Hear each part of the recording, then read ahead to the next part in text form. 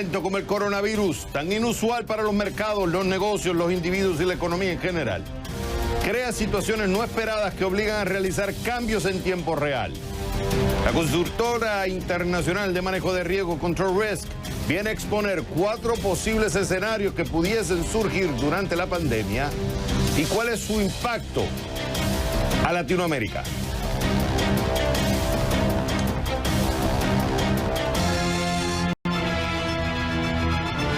De la misma forma que los virus se expanden en sociedades abiertas e interconectadas como la nuestra, la información que se comparte en esta conexión también crece exponencialmente. Esta herramienta indispensable que es clave para erradicar el virus, pero a la misma vez disemina mal información que podría crear pánico con consecuencias no esperadas. El coronavirus y la información.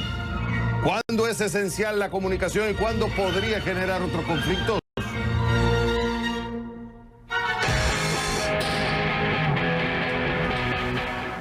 Se suman más cancelaciones de eventos deportivos debido a la propagación del coronavirus. También así aumenta la presión para cancelar los Juegos Olímpicos en Japón. El deporte es una industria global que se valora en más de 400.000 millones de dólares. Y con la pandemia, no solo pierden los fanáticos y los equipos. Por eso pregunto, el coronavirus y el deporte, ¿cuánto se podría perder durante la pandemia? Lo discutimos.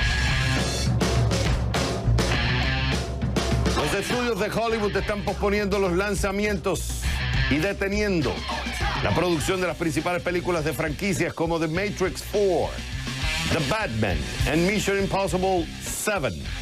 Todo a causa del coronavirus.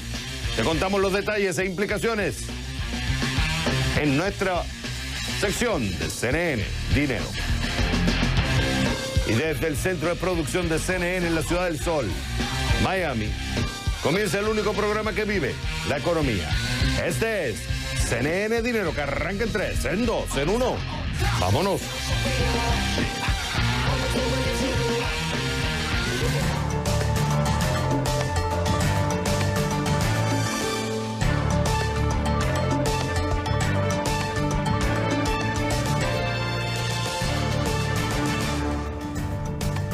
Hola mi gente, bienvenidos a CNN Dinero.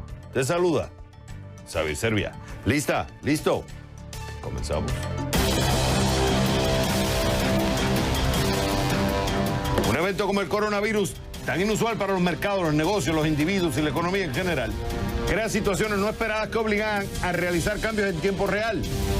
La consultora internacional de manejo de riesgo Control Risk expone 4 posibles escenarios que pudiesen surgir durante la pandemia. Pregunto, ¿el coronavirus y su impacto en Latinoamérica? ¿Qué escenarios se pueden presentar? Para eso me voy con Raúl Gallegos, director de la firma de análisis Control Risk desde Bogotá. Raúl, como siempre, un gusto tenerte en el programa. Vamos primero, los 4 escenarios. Vamos a tratar de resumirlos de forma sucinta. Yo quisiera extenderme más, pero por una cuestión de tiempo. ¿Cuáles son esos 4 escenarios que ustedes están presentando? Bueno, el escenario inicial era una recuperación rápida. En ese escenario, obviamente, no llegábamos al nivel de pandemia, llegábamos a una contaminación que se iba a mantener dentro de, digamos, la zona asiática, cosa que obviamente eso ya no se dio. Estamos viendo ya un ampliamiento notorio y la declaración de pandemia, ¿no? Entonces, ahora estamos en el segundo escenario que llamamos el escenario de pandemia estacional, si se quiere. Y la idea es que en mayo llegaríamos al nivel más álgido de brote, si se quiere, con interrupción sin duda de las cadenas de abastecimiento global y la movilidad global también, pero una interrupción, digamos, de un 10 a 15% de las cadenas de abastecimiento de manera permanente, ¿no? Pero sí la idea es que veríamos una recuperación más o menos en el tercer trimestre, a tercero o cuarto trimestre, ¿no? La idea bajo ese escenario es que superamos esta pandemia este año. El tercer escenario, que es de brotes, digamos, distintos en diferentes partes del mundo, brotes consistentes, implica ya una interrupción, digamos, de las líneas de abastecimiento de alrededor de un 20 o 30%, ¿no? Por las dificultades que están teniendo varios países manteniendo la producción, ¿no? Y ahí sí estamos ya hablando de que el efecto económico estaría superando, digamos, un 1% del PIB mundial. Estaríamos viendo ya una crisis que se alargaría hasta el 2021. Y finalmente, digamos, la pandemia prolongada, que es ya el cuarto escenario, ahí sí ya estamos hablando de una interrupción de las cadenas de abastecimiento de un 60%, o sea, una recesión, ya en un punto en el que ya el mundo entra en una recesión prolongada, ¿no? Esperamos no llegar a ese punto. Nuestra idea es que quizás estamos viendo una situación entre el segundo y tercer escenario. Con suerte nos vamos por ahí, ¿no? Claro, que ya estamos hablando del cuarto escenario, estamos hablando de riesgo geopolítico, tensiones Correcto. sociales y la historia que estaríamos escribiendo sería muy distinta. Ok, la gente ya tiene claro por lo menos los escenarios. Primero ya se descarta. Vamos a mover estos escenarios a América Latina. Si se pega el segundo escenario, pandemia estacional, que es el que estamos viviendo ahora, la línea de abastecimiento, una caída entre el 10 al 15%, la recuperación se vería en el tercer y cuarto trimestre. ¿Cómo estaría Latinoamérica en estos momentos para enfrentar un escenario como ese? Yo creo que tenemos a una región muy debilitada, tanto por el lado de sus capacidades en cuanto a los sistemas de salud, pero además tienes el agregado de que tú tienes los precios de los commodities cayéndose, particularmente el petróleo, y eso va a impactar mucho la capacidad de estos gobiernos de hacerle respuesta, no solo a esta crisis, sino hacerle respuesta a una serie de demandas que, como tú recuerdas, ya se vienen haciendo en la región desde hace como 6 meses, con una serie de protestas prolongadas, ¿no? Entonces, a nuestro juicio, lo que sí veríamos en cualquiera de estos escenarios, pero particularmente a medida que se empeora la situación, es gobiernos más fortalecidos, tanto gobiernos populistas como más dictatoriales, con una serie de restricciones que se van a mantener más allá de la crisis. Vas a tener también gobiernos con el cinturón apretado porque no van a tener la plata. Y el que más va a perder ahí es la sociedad civil, ¿no? Porque sí vas a ver más pragmatismo de gobiernos que van a necesitar enlazarse con el sector privado, y eso va a crear oportunidades para el sector privado, sin duda, ¿no? Y lo que entonces plantearía este escenario es que la gente, porque buscaría seguridad, lógico, una pandemia, generación de pánico, estarían dispuestos a ser flexibles en permitirle más poder al Estado para tratar de atacar la pandemia, lo que implica que también se pierdan ciertas libertades civiles, digamos, y sociales. Inicialmente, como tú dices, sí, veríamos una población que digamos, con buenas intenciones dice, sí, yo voy a sacrificar parte de mis libertades precisamente para proteger mi salud, ¿no? Pero luego tienes gobiernos, ya por ejemplo en Guyana hay un intento de robarse una elección, ya hay gobiernos que están restringiendo la capacidad de grupos o de la oposición de reunirse y de llevar a cabo protestas. Ese tipo de restricciones sin duda se van a mantener en el tiempo. Restricciones para que extranjeros lleguen, particularmente utilizando la excusa del coronavirus o temores de coronavirus para que no entren ciertos individuos. Ese tipo de prácticas yo creo que se van a mantener en el tiempo en el próximo año, 2 años, sin duda. Y si entonces pasamos a un escenario que no tan solo es posible, sino que también sería probable, que estamos hablando de brotes constantes, una línea, siguiendo las premisas de ustedes, línea de abastecimiento que se caería entre un 20 y un 30%, una caída global de un 1%, y estaríamos hablando de que esta pandemia se extendería hasta el 2021. Ese escenario no sería nada bueno para América Latina. Y quiero darte un dato. Estuve viendo estadísticas de la salida de capital, de la salida de fondos, de dinero, de mercados emergentes, y se ha disparado considerablemente. Entonces hay mucha plata que también se está moviendo de mercado emergente, pero cuando digo de mercado emergente no tan solo en América Latina, sino estamos hablando de mercados emergentes en Asia, estamos hablando en África, en Medio Oriente. Lo que implicaría que entre más se complique el escenario y ya entremos a un tercer escenario como el que ustedes pintan, la situación también sería incluso financiera, sería nada buena para la región.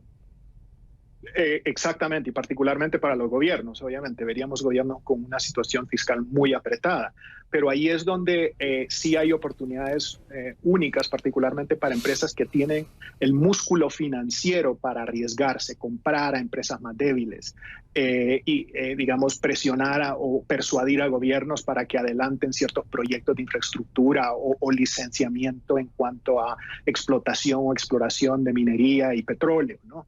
Hay una serie de áreas.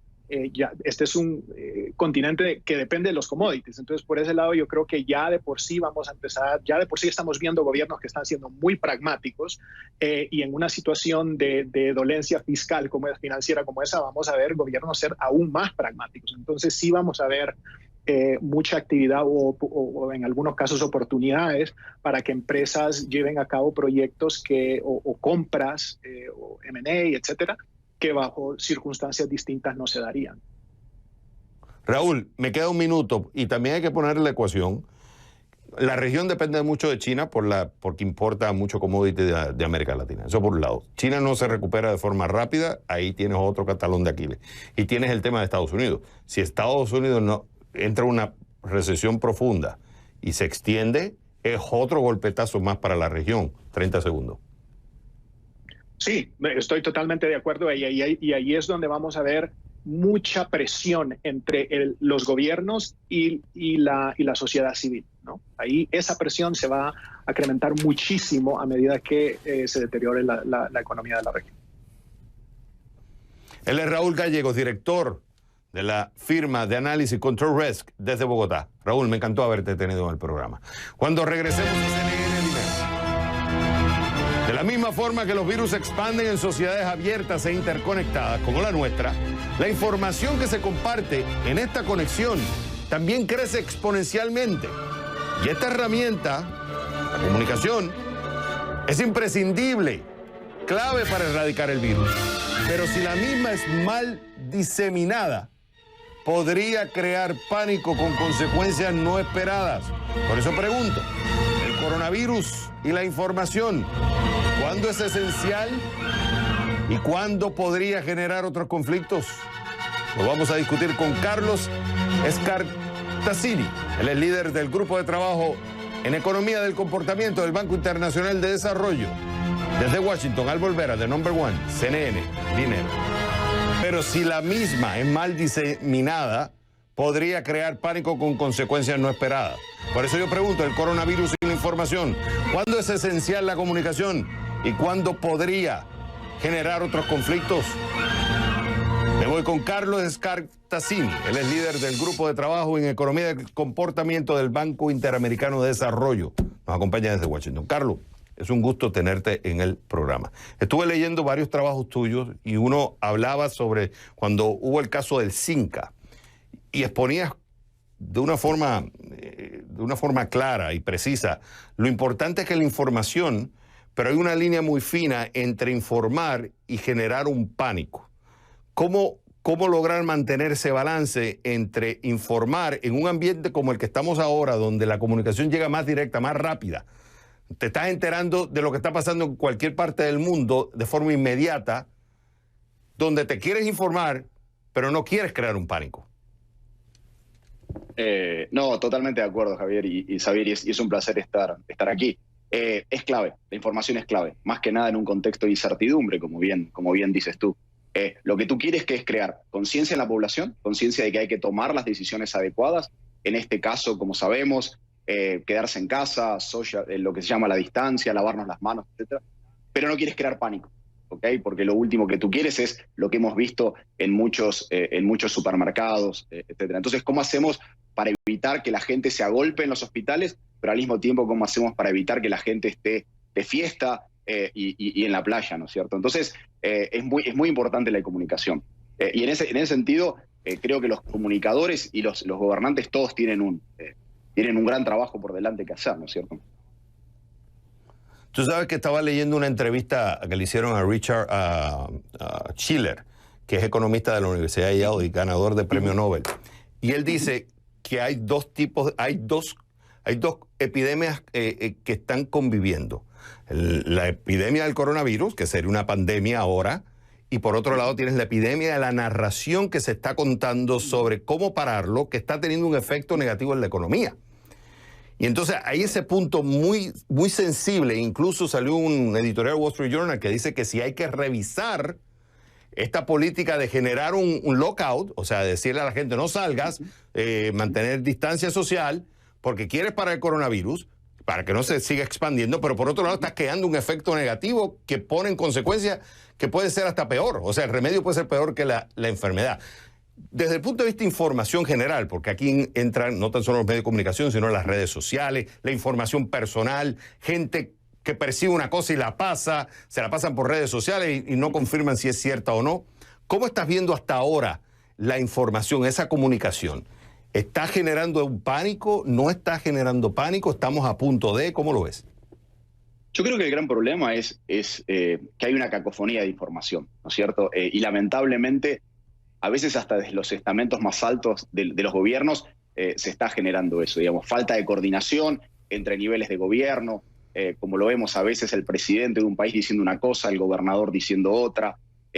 Igualmente este tipo de comentarios que tú haces, cuáles son las consecuencias negativas de salir a la calle y seguir trabajando versus cuáles son las consecuencias negativas económicas, etcétera. El problema de que hace eso es que de nuevo genera una situación en la cual lo que tú tienes es gente comportándose de distintas maneras y gente tomando la información de acuerdo a su mayor conveniencia, ¿no es cierto? Entonces, la clave acá es que se tomen decisiones y que se comuniquen adecuadamente y no estar dando distintos tipos de mensajes que confunden a la población.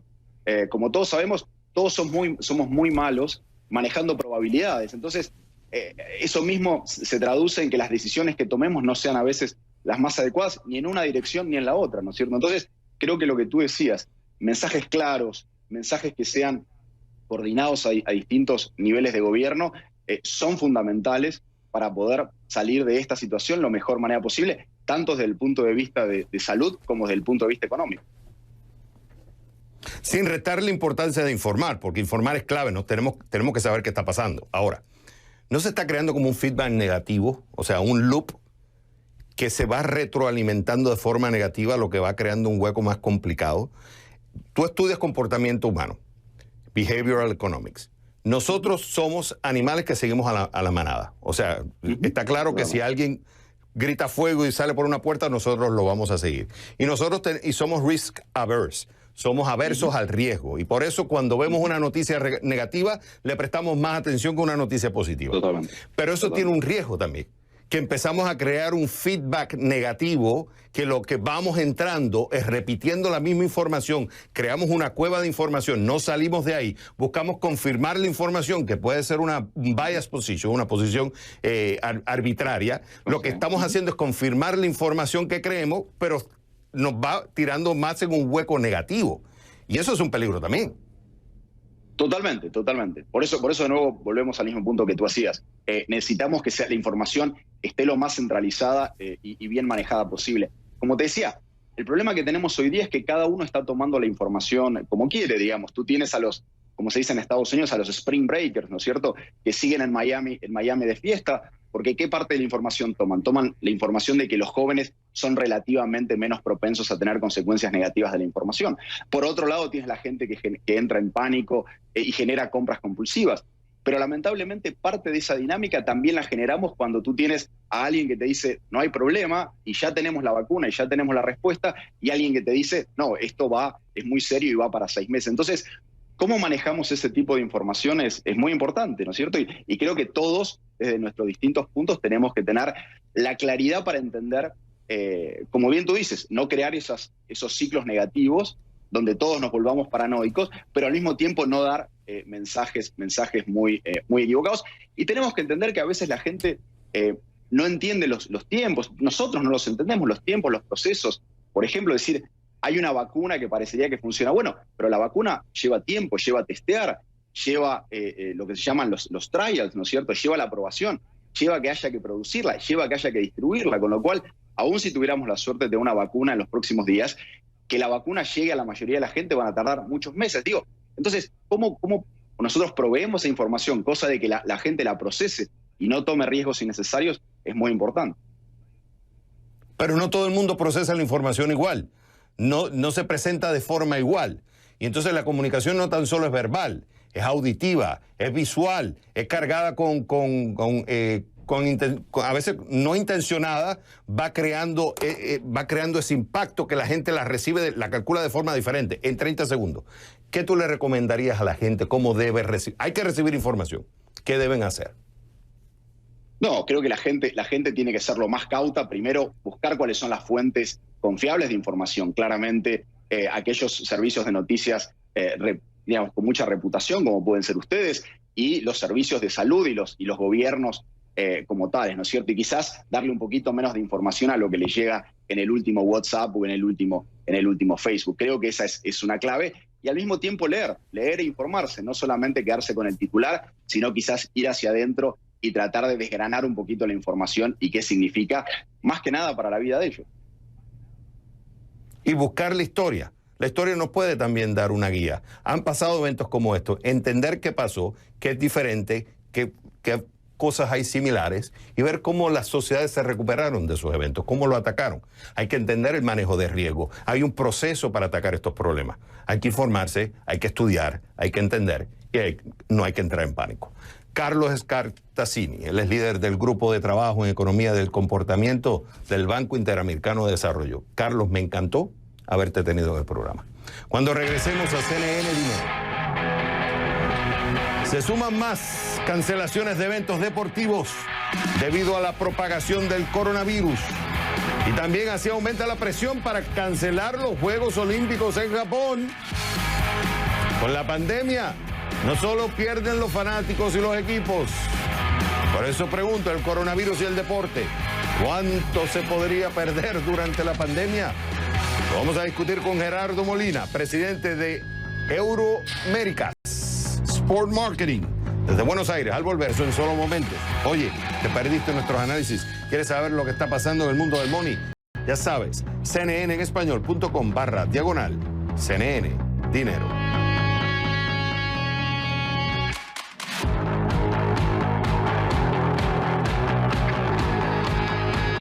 Para eso me voy con Gerardo Molina, presidente de Euroméricas Sport Marketing desde Buenos Aires.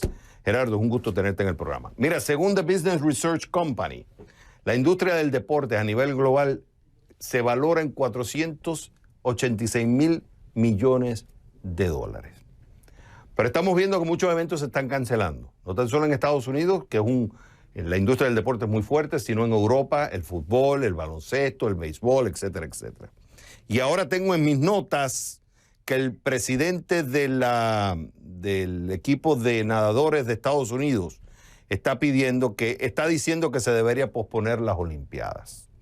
Te pregunto a ti, ¿hay alguna estimación de cuánto se está perdiendo con esto del coronavirus en la industria del deporte?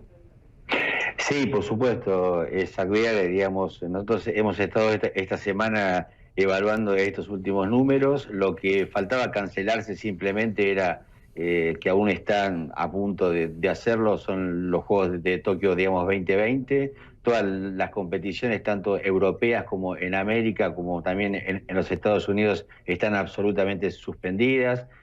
Champions League, Euroleague, la Copa América, es decir, no hay ninguna actividad deportiva en ningún planeta, incluso por supuesto en las ligas, ¿no?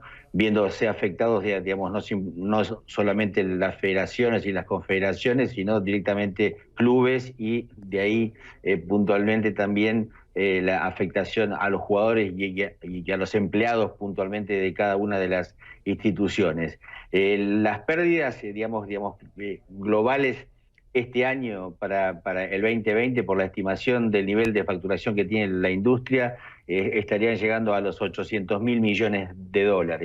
El año pasado la industria estuvo cerca de un valor, como tú mencionaste, de 500 mil millones, y este año las Olimpiadas y las copas, digamos, preveían un mayor nivel de ingresos por patrocinios, con lo cual estarían elevando el nivel de facturación global a 800 mil millones, que sería el nivel de pérdidas. ¿Por qué?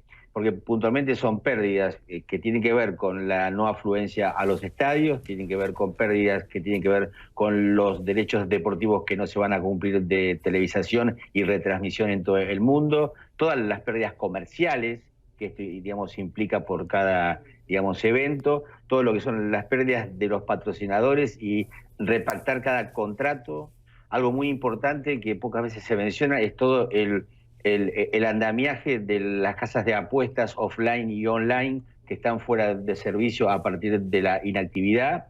Y por supuesto esto lleva a un cuello de botella que recae en los sueldos y en los bonos de los jugadores en cada una de las, digamos, disciplinas, y que bueno, justamente hoy se está repactando en algunos casos con los jugadores de mayor valía un nivel de reducción de salarios. Pero bueno, esto para muchos clubes, más que una reducción y un acuerdo de salarios, implicaría en muchos casos y en muchos países la quiebra de muchos clubes, ¿no? Por eso la gravedad de la situación. Solamente en los Estados Unidos podemos encontrar que todas las ligas de las más importantes, desde la NBA, el béisbol, la NHL, el NASCAR y la Major League, puntualmente estamos hablando de una pérdida promedio de 7.400 millones de dólares. Esto se compone evidentemente por una 90 de ticket, por los derechos de comercialización televisivos que mencionábamos, y puntualmente por un tema muy puntual que es el tema publicitario, y por toda la pauta publicitaria que no va a poder, digamos, ejecutarse. Estamos calculando claro, que cada franquicia está perdiendo en promedio, depende del nivel de la franquicia, entre 1 y 4 millones de dólares por partido. Claro, Gerardo, hay que tomar en consideración también la cobertura de seguro, porque muchas de estas empresas tienen cobertura de seguro, tienen la famosa cláusula de fuerza mayor, que entonces se pueden proteger. Pero lo que está claro que es miles de millones de dólares que se proyectan en pérdidas por esto del coronavirus. Él es Gerardo Molina, presidente de Euroméricas Sport Marketing. Fue un gusto haberte tenido en el programa. Cuando regresemos a CNN Dinero. En Colombia el mercado laboral está siendo profundamente afectado por el coronavirus. Algunas compañías reportan millonarias pérdidas y han optado por suspender contratos a sus empleados. Tenemos un reporte especial al volver a The Number One, CNN Dinero.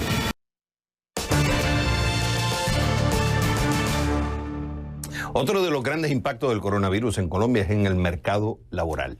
Tras las medidas de aislamiento decretadas por las autoridades, algunas compañías reportan millonarias pérdidas y han optado por suspender contratos a sus empleados e incluso despedirlos. El gobierno de Iván Duque anunció que hará todo lo necesario para evitar que la emergencia por el coronavirus se traduzca en un aumento del desempleo en el país. Diana Castrillón nos explica desde Bogotá. En medio de la incertidumbre por la expansión del COVID-19 en Colombia, muchos colombianos amanecen con cartas de despido, contratos suspendidos y notificaciones de vacaciones anticipadas no remuneradas. Este es el caso de Abdel Rovira, uno de los 200 operarios que trabajan para la aerolínea Avianca que fueron despedidos en el transcurso de la semana. Llevamos en total 260 en promedio, compañeros que fueron despedidos injustamente en lo que va de semana. Tengo 2 bebés en la casa. Justamente tengo una infección intestinal y necesito comprarles medicamentos, porque ahora que estoy sin empleo los puedo llevar al seguro hoy, pero ya no puedo seguirlos llevando al seguro porque ellos me retiran del seguro. Otro caso es el de Daniela Lozano, una trabajadora del sector de mercadeo cuyo contrato quedó congelado y su último pago será solo el 50% de su salario. Hoy está preocupada por no tener dinero para abastecerse ante una posible cuarentena y perder la cobertura de salud en medio de la pandemia. Bueno, pues la semana pasada se nos notificó que el comercio lo iban a cerrar por el tema de la pandemia, pero posteriormente se nos notificó a los empleados que nos iba a llegar esta notificación de congelar los contratos porque la pyme no puede soportar el pago de la nómina completa. Se me informó que se me iba a pagar solo la mitad y al resto de los empleados se iban a mandar como con licencias no remuneradas, tampoco les iban a pagar el sueldo completo. De acuerdo con la Federación Nacional de Comerciantes, las pequeñas y medianas empresas enfrentan una caída en ventas de entre el 70 y el 90% en la última semana. Dueños de restaurantes, tiendas de ropa y locales comerciales reportan millonarias pérdidas y temen que las medidas de aislamiento los lleven a una quiebra. El temor que tenemos todos los microempresarios que es que no sabemos qué va a pasar, nuestras deudas siguen corriendo, tenemos que pagar servicios, arriendos, empleados y ya actualmente pues tomé algunas decisiones acá con el personal, he conversado con ellos, los mesoneros están viniendo un día sí, un día no, un personal de la cocina llega a mediodía. Si no es así, pues sencillamente se quiebra, pues porque no se está vendiendo nada. El gobierno de Iván Duque aseguró que hará todo lo necesario para evitar que la emergencia por el coronavirus se traduzca en un aumento del desempleo en el país. Resalta que la emergencia económica que se acaba de declarar busca atender las demandas de los empresarios para que no tengan que despedir trabajadores. La idea que han tenido los empresarios y FENALCO es tratar de preservar el empleo porque la situación económica sería peor. Y en ese sentido le hemos pedido al gobierno nacional tener alivios tributarios para evitar los pagos tributarios en este primer semestre que se pospongan. Segundo, alivios económicos con créditos blandos, permitir la renegociación de todos los créditos con la banca privada y también alivios de tipo laboral para evitar el despido de trabajadores. El ministro de Trabajo de Colombia, Ángel Custodio Cabrera Báez, aseguró que no permitirá despidos masivos en el país en época de coronavirus. Instó a las empresas a agotar primero recursos como vacaciones colectivas o individuales de forma anticipada y remunerada, así como acogerse al paquete de ayudas económicas ofrecidas por el gobierno. Para CNN, Diana Castrillón, Bogotá.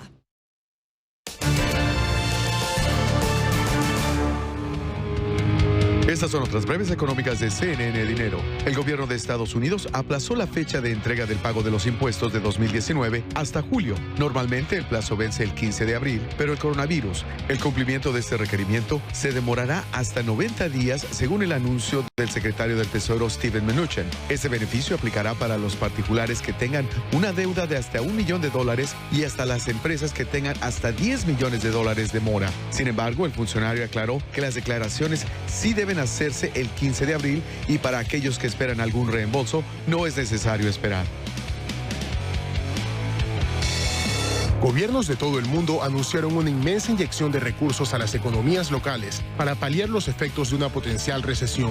Según Morgan Stanley, los compromisos financieros asumidos por Estados Unidos, Europa, Japón, el Reino Unido y China suman $1.7 billones.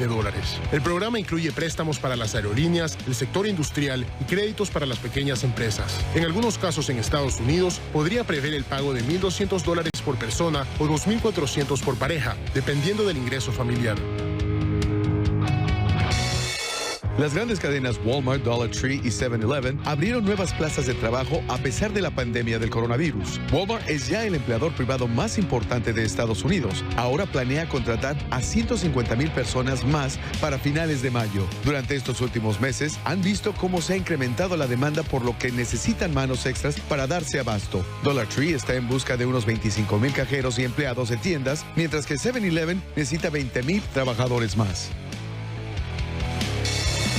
Bank of America anunció que permitiría a sus ahorristas pedir el aplazamiento del pago de sus hipotecas, préstamos de automóviles y de pequeñas empresas por los efectos de la propagación del coronavirus. También aseguraron que este diferimiento no tendrá impacto negativo en la oficina de créditos. Para atender los casos particulares, el banco habilitó una línea de atención al cliente a través de la cual se podrá abordar las necesidades personales. Estas fueron otras breves económicas de CNN Dinero.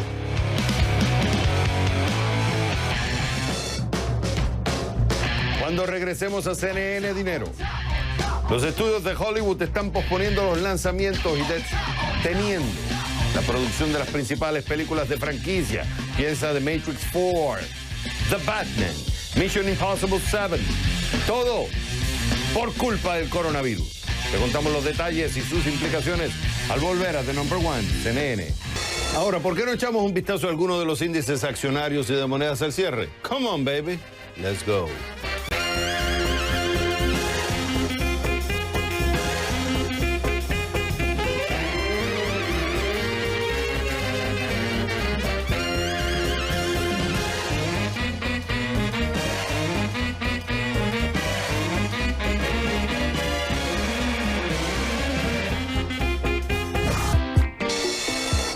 Camilo, ¿qué preguntas te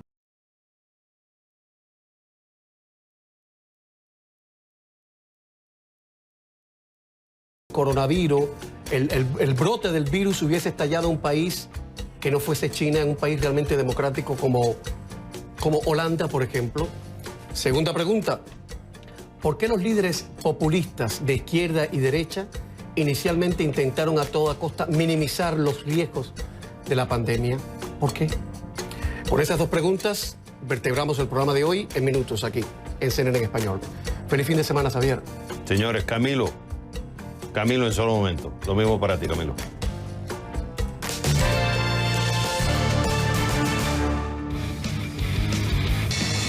Estas son otras breves tecnológicas de CNN Dinero. El coronavirus está llevando hasta sus límites a Facebook, muy superior a los picos máximos que experimenta esta red en la víspera del Año Nuevo, dijo Mark Zuckerberg. El presidente de la red social dijo que están ante varios desafíos. Uno de ellos es el de detener la información falsa y potencialmente peligrosa sobre el COVID-19. Al mismo tiempo, se trata de indagar sobre cuánto trabajo pueden hacer desde casa sus moderadores de contenido ante un aumento sin precedentes del uso de la red. La dramática expansión del teletrabajo en Estados Unidos, de millones de escuelas y hasta agencias de gobierno, plantea nuevas preguntas sobre la capacidad y la seguridad. En una importante agencia de Estados Unidos, algunos funcionarios recurrieron a llamadas grupales de iPhone porque los canales regulares y seguros no siempre han funcionado, según un empleado federal. La semana pasada, el software de la red privada virtual de la Fuerza Aérea solo podía admitir a 72,000 personas a la vez, según un contratista federal. El cambio de las rutinas puede ser una oportunidad para los hackers. Netflix y YouTube reducirán la calidad de transmisión en Europa al menos durante el próximo mes, y lo harán para evitar que la Internet se derrumbe bajo la tensión del uso sin precedentes debido a la pandemia del coronavirus. Ambas compañías dijeron que las medidas afectarán todas las transmisiones de video durante 30 días. Con esa reducción, Netflix y YouTube esperan ayudar a minimizar el estrés del sistema que preocupa a la Unión Europea. Facebook le está dando a cada uno de sus empleados un bono de $1,000 para ayudarlos durante el brote del coronavirus. La bonificación está destinada a ayudar a los empleados de tiempo completo que trabajan de forma remota con gastos adicionales, como establecer oficinas en el hogar o gastos en el cuidado de los niños, dijo la compañía a CNN Business. La información fue reportada por primera vez por The Information al citar un memorando interno enviado este martes por el presidente ejecutivo de Facebook, Mark Zuckerberg. Estas fueron otras breves tecnológicas de CNN Dinero. Los estudios de Hollywood están posponiendo los lanzamientos y deteniendo la producción de las principales películas de franquicias como The Matrix 4, The Batman, Mission Impossible 7, todo por causa, ya sabes, del coronavirus. Te contamos los detalles e implicaciones. Observa. James Bond.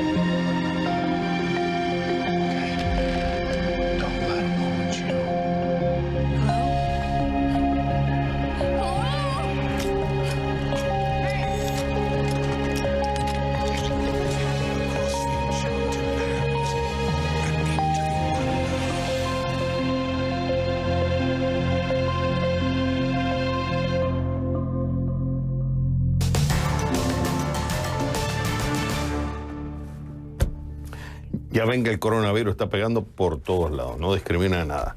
Señores, solamente resta decirles algo. Bueno, en realidad no es el coronavirus, las acciones que se están tomando para contener el contagio. Esto es CNN Dinero, donde la prosperidad está a su alcance.